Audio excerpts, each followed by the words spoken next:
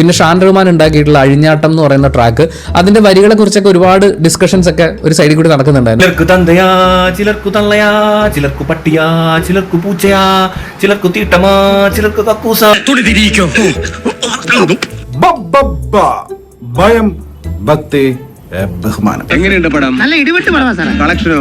House full ആണ് sir. പൊളിച്ചടക്കി മാറി സോസം അറടിയാണ്, അഴിഞ്ഞാടുകയാണ്. അഴിഞ്ഞാട്ടാണ് പടം മുഴുവൻ. അടിപൊളി. ദിലീപേട്ടന്റെ റിയൽ കംബാക്ക് ഇതാണ്.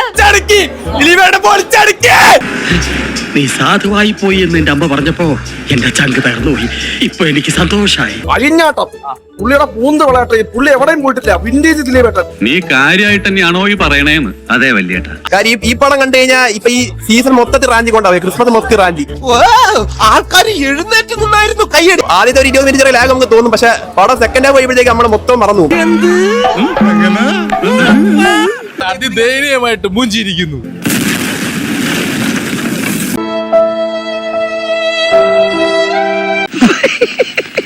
അല്ല, ഇങ്ങനെയൊക്കെ പറയാൻ മാത്രം ഇവിടെ ഇപ്പൊ എന്താ ഉണ്ടായത്? സത്യം പറഞ്ഞാൽ പറയാലോ, പടം കൊള്ളത്തില്ല. നെഗറ്റീവ് എന്ന് പറയാൻ 100% നെഗറ്റീവ് തന്നെ. കൊള്ളത്തില്ലെന്ന് പറയാൻ കൊള്ളത്തില്ലെന്ന് തന്നെ പറയണം. കക്കൂസ് പടം കക്കൂസിലിരുന്ന് കാണണമെന്നാണ് ഇപ്പോൾ ആൾക്കാർ പറയുന്നത്. കാരണം ലോജിക്കില്ല, വെറുതെ തൂറി വാരി മെഴുകുകയാണ്.